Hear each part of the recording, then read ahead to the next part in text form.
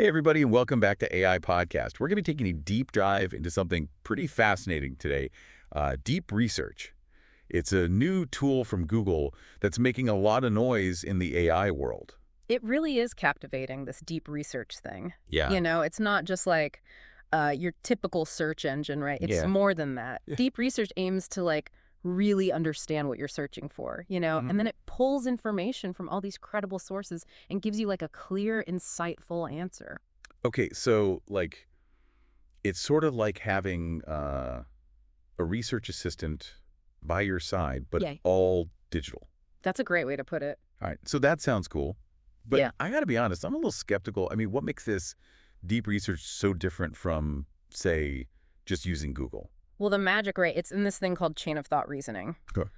Essentially, what it does is it mimics how we think, human thought processes, right? Uh-huh. So instead of just giving you a list of links like you might see on a normal search engine, deep research breaks down complicated questions into smaller, manageable chunks, just like we do when we're trying to, reason through something. So it's like it's helping me to actually process the information, not just like throwing a bunch of data at me. Exactly, because Uh-huh. it's pulling from all these different sources. The insights you get are really comprehensive and nuanced. Okay, that's pretty neat. Yeah. So who benefits the most from using deep research? Like, who is this really for? What's really awesome about this is it has applications in so many different fields, right? I Mm. mean, you can think about academics, students, business professionals, even doctors and policymakers. Oh, wow. Really, anyone who needs to gather and understand complex information quickly can get some value from it. So let's say I'm a high school student, right?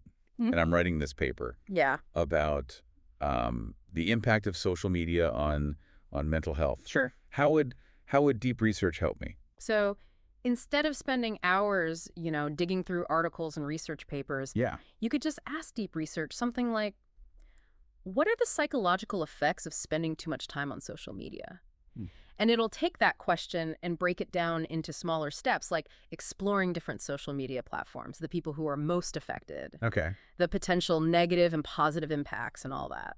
Okay, so it's basically doing all that background research for me, making sure it's coming from, credible places. Yeah, It's absolutely. pulling from reliable sources. Yeah. Okay, so like academic journals. Yeah, research papers, Okay. reputable news outlets. You're not getting random opinions from blogs or anything like that. It's information backed by evidence. So it's really like taking the guesswork out of it, Exactly. which kind of leads me to my next question. Would using deep research save, a bunch of time compared to like the traditional ways of doing research? Oh, without a doubt. I mean, think about it, right? You don't have to spend hours and hours just searching for the right articles, reading through tons of text, Yeah. trying to put together information from all these different sources. Deep research handles all that for you. So it's like it gives you the main points, but in a way that's concise and easy to understand. Exactly. Okay, now I see how this could be uh, a real game changer for people like busy professionals Mhm. who need to quickly get up to speed on a topic. Right? Like, imagine you're a marketing executive and you need to know the latest trends in e-commerce. They could get a whole overview in minutes instead of spending days researching. Absolutely. I think for a lot of people, the fact that it saves so much time is one of the most attractive things about it. It definitely cuts through all the noise and gets right to the point. Exactly. So I'm sold. Okay. But how do I actually, how do I use deep research? Is this something I can access right now? Yes. It's accessible through Google. You can find it as a standalone web application, or you'll see it integrated into platforms like Google Workspace. Yeah. All right, so the big question, is it free?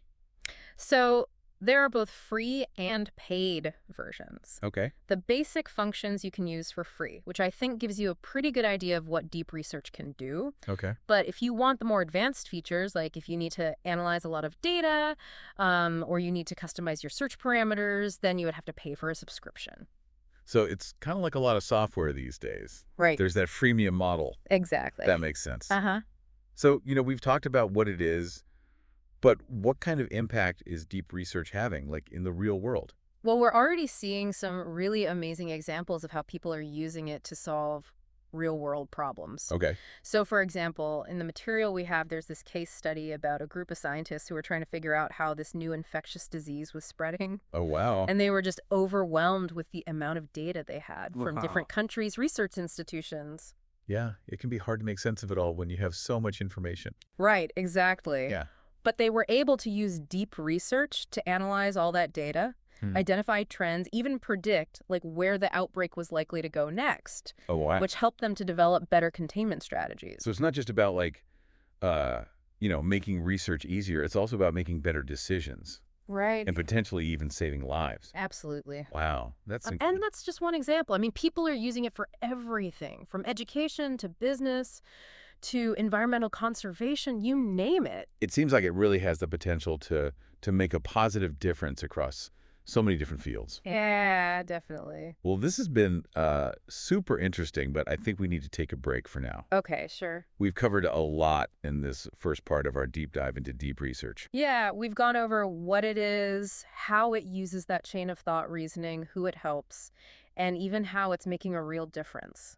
Yeah, but there's still so much more to talk about. So in the next part of this episode, we're going to go deeper into some of the challenges and limitations of deep research. Right.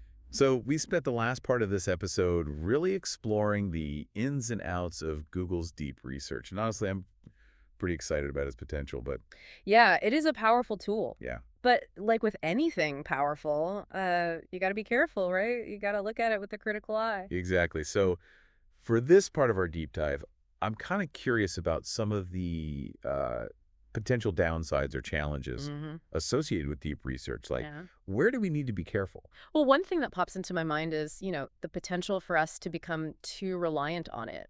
I mean, deep research is great at, putting information together, but we got to remember it's still just a tool. It's not meant to replace our own critical thinking or human judgment. You know what I mean? Right, we can't just accept everything it tells us as as the truth. We Yeah. still need to like evaluate the information, think about different perspectives, and apply our own knowledge and experience. Absolutely. It's like, when you use a calculator for math, it can help you get the answer quicker, Mm. but you still need to understand how to do the math yourself. Yeah, like the concepts behind it. So Exactly. it's more about using deep research to enhance our own thinking, Yeah, not to completely replace it. exactly. Okay, so that makes sense. And, that brings up another challenge, which is information overload, Right. because deep research pulls from so many sources. Yeah. It can be super easy to just get overwhelmed by how much information is coming at you. Yeah, I could definitely see that happening. It's like instead of making research easier, it actually makes it harder Yeah. because there's just so much to sift through.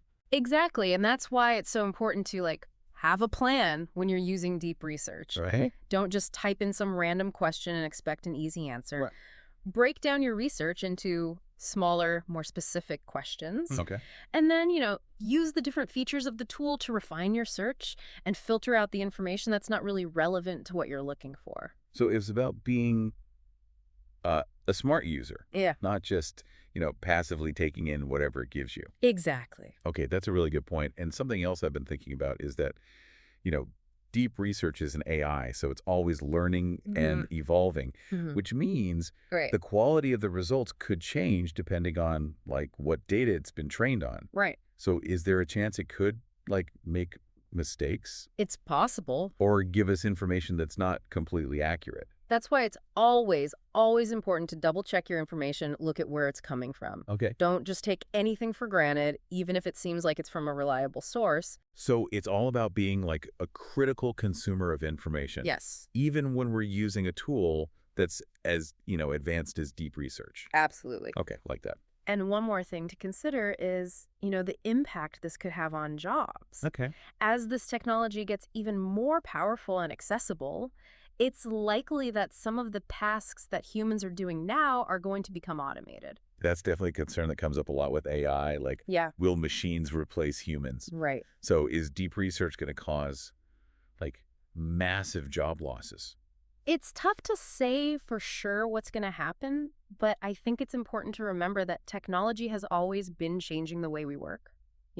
Uh-huh. New jobs are always being created while others become less necessary. So maybe it's not about jobs disappearing, but more about them changing. Exactly. I think deep research actually has the potential to create new opportunities Yeah. and help people be even more productive. Mhm. For example, instead of spending hours on boring research tasks, professionals could use deep research to free up their time so they can focus on more creative and strategic projects. So it's kind of like using deep research as a way to help us be better at our jobs, Exactly. not to completely replace us. Right. It's about working together with AI and using its strengths to, improve our own abilities. I really like that perspective. It's not like this uh, us versus them situation. It's Yeah. more about how we can work together with AI Right. to achieve bigger and better things. Exactly. And that's why it's so important for people to focus on developing skills that are going to be in high demand in the future, where we're working more closely with AI. Okay, so things like critical thinking, problem solving, Yeah, creativity, and emotional intelligence. exactly. Those are the skills that machines can't really replicate, at least not yet. Right, and those are the skills that will help us, really thrive in a world where AI is becoming more and more integrated into everything we do. Absolutely. Well said. I think we've covered a lot in this part of our deep dive. We've talked about some of the challenges and limitations of deep research, Yeah, as well as how it might impact the future of work. for sure. But I think it's important to remember that this is just the beginning of the conversation. Yeah. As deep research continues to evolve, I'm sure there will be new challenges and new opportunities that we'll have to consider. Definitely. So it's important for everyone to stay informed, Yes. think critically about what all this means, Yeah. and really engage in these important discussions about, how we want to shape the future of this technology so that it benefits everyone. Couldn't agree more, and I'm really excited to see where this conversation goes in the future. Me too. We've spent the last two parts of this episode really digging into deep research, this tool from Google, figuring out what it is and how it works, the good stuff, and even some things we need to watch out for. It's been a pretty deep dive, hasn't it? It really has. So now to bring it all home, let's take a look at some real-world examples of how people are using deep research right now. Yeah, let's see it in action. I'm Yeah. really curious to see how it's being used in different areas. Okay, well, one area where it's making waves is in scientific research. Okay. So picture this. You've got a team of scientists studying climate change, Yeah. and they've got tons and tons of data from satellites, weather stations, climate models, all that stuff.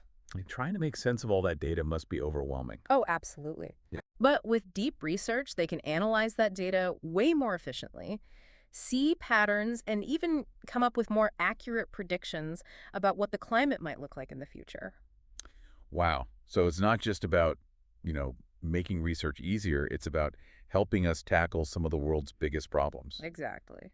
And it's not just for science either. Okay. Let's say you're a city planner and Yeah. you're trying to figure out how to make traffic flow better in a really busy city. Oh, that's something I think we can all relate to. Right. Yeah.